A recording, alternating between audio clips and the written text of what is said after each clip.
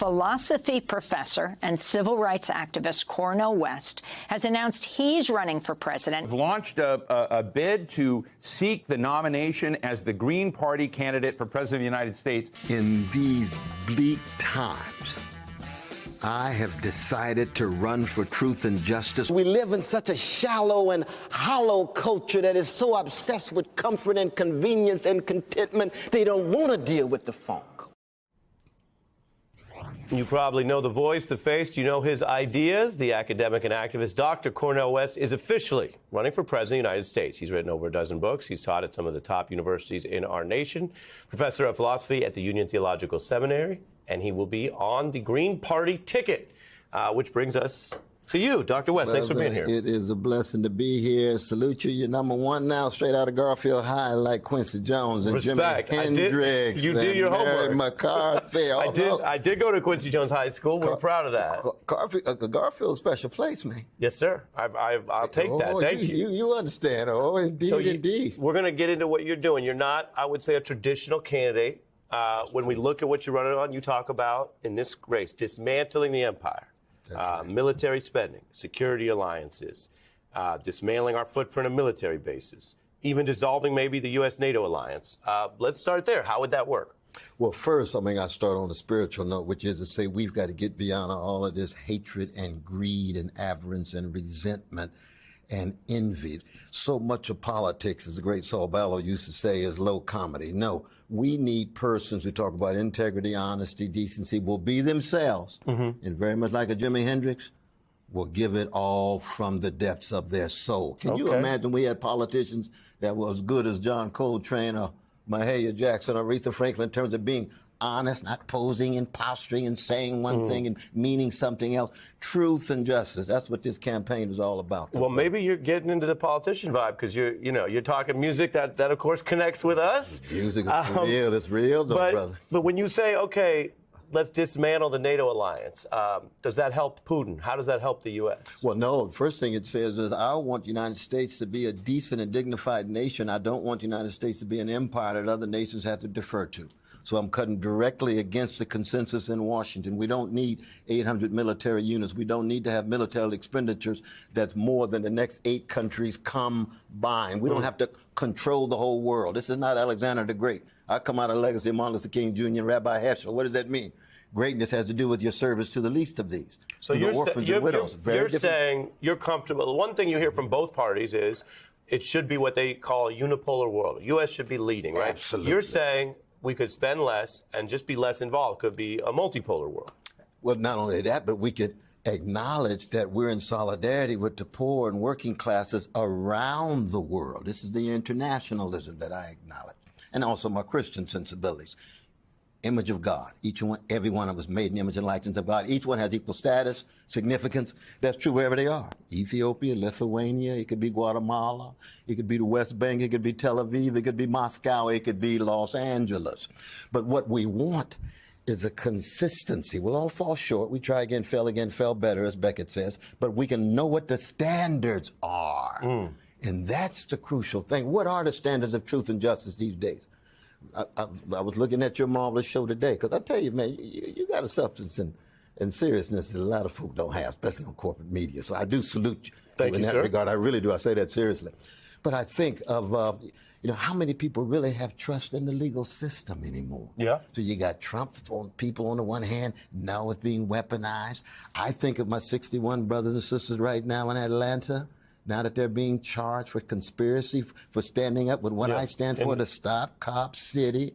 I think Uhuru 3 with my dear brother O'Malley. I think the Pendleton 2. I was just in Mississippi for what? 2 brothers who were brutalized, the tongue. We're talking about my brother Jenkins and brother Park. I was with his blessed mother Mary and brother Malik and brother Trent down there trying to pursue justice. How do we keep alive justice, justice, justice thou shalt choose. Yeah. That's biblical. Yeah. All right. That so is, that's let me jump. the high standard, If brother. we were at dinner, we could do 2 hours. No, I know. Let me jump We're on the into- show. We got the show. Let's jump to healthcare. Yes, yes. This is not your first rodeo. You were aligned with Brother Bernie Sanders. Yep. Absolutely. Love the brother. Even when I disagree with him. Yeah. Still love him. Well, and he disagrees with you now about what you're doing, so we could get That's to that. right. But And he still loves me, but I think he's wrong. He thinks I'm wrong, but that's all right. But on the health care, you Yes. talk about a Medicare for all style system that is something that more progressives are looking at. But it costs, say, $30 trillion over a decade. How do you pay for that? Well, we got 80% of Americans who want it because there's big money in big health. There's a lot of profits, and we're talking about democratizing those profits so that it's not a money-making activity, just like our military, right? Our military they have health care for all. Congress has health care for all. That's fair. How come? High priority.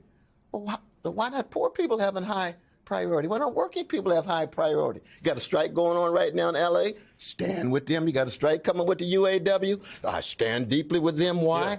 Not in the name of any kind of tribal or group sensibility, because it's a commitment to truth and justice. So you're saying, hey, universal health care, we already have that. For the military, they get government health care. Congress, too. Right, Congress, but when it comes to what you're calling everybody else, that's an interesting way to put it. And Jamal and Letitia and Jim and James and Jose, they got the same status as Congress. You mentioned Bernie Sanders. Yes, my dear brother Bernie. But this is, I want to play for what he is saying about you. It's all Yes. respectful, but he is very concerned. I want to give you the chance to answer this. Absolutely. I'll play it and get to answer. He's very concerned that even your well-intentioned work, which you obviously have a history with, could actually serve in our system to help the right or help Trump. Take a look at what he says. Where I disagree with my good friend, Cornel West, is I think in these really very difficult times where there is a real question whether democracy is going to remain in the United States of America, the progressive community in general and the American people have got to make a decision as to whether we stand for democracy or authoritarianism. That's him on what he views as the principle. Right. Then the politics, and you're in politics now as of right now.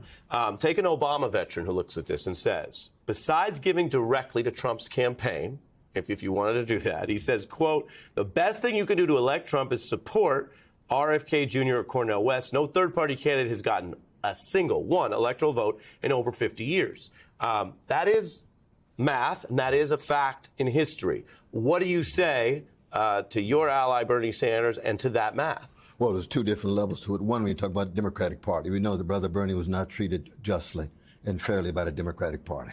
We know that he actually could have won, that rigged at the highest levels. So that anybody who says, well, to run a Democratic Party, no, that party is beyond redemption in terms of listening to the needs and cries of poor and working people in any substantive way. Bernie, for 2 years, showed that. Well, let me press you on that right now. Yeah, are you saying that you don't think that this DNC and this President Biden would give you a fair shake if you ran in the primary? No way, brother. Not a chance of a snowball in hell. Look at Brother RFK Jr. Look at Sister Williamson. There's no debate. It's anti-Socratic. Okay. It's anti-democratic. And so with the single minute I have left, Yes. the Obama veteran who says, if you do this mathematically, what you would do is help elect Trump. To that you say what?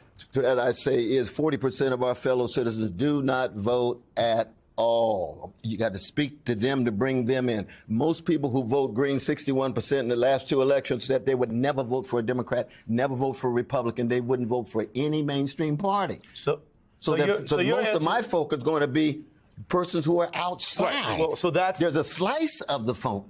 So your answer is they're competing over here, and that you're saying whatever happens, let's say you win or lose. That's right. Because I don't ever prejudge. I don't diminish any candidate because we'll see what happens. That's right. But win or lose, you're saying even if you were hypothetically to lose, you will be adding new people to the pie, not taking from Biden's pie? And bringing voices to bear that have to do with greed at the top, that have to do with social misery, it cuts across color, cuts across gender and sexual orientation, its centrality, both the working class and poor, but also dealing with some of these ugly ideologies, white supremacy, male supremacy, anti-Jewish, anti-Arab, anti-Muslim, which is all real issues. Anti-gay. And, I mean, these are not side issues. These are issues of truth and justice. So my last question is, we've got out of time, because we serious and I do the fun stuff at the end. Yeah. If you become president, will you ever change up the outfit, or is it going to be that all 4 years? All 4 years. Okay. But today is the day my father died. He'd been 95 years old, and after he died, I wear only black. I put on my cemetery clothes every day. Every I'm day. coffin ready, brother. I'm coffin ready. You know what I mean. Respect.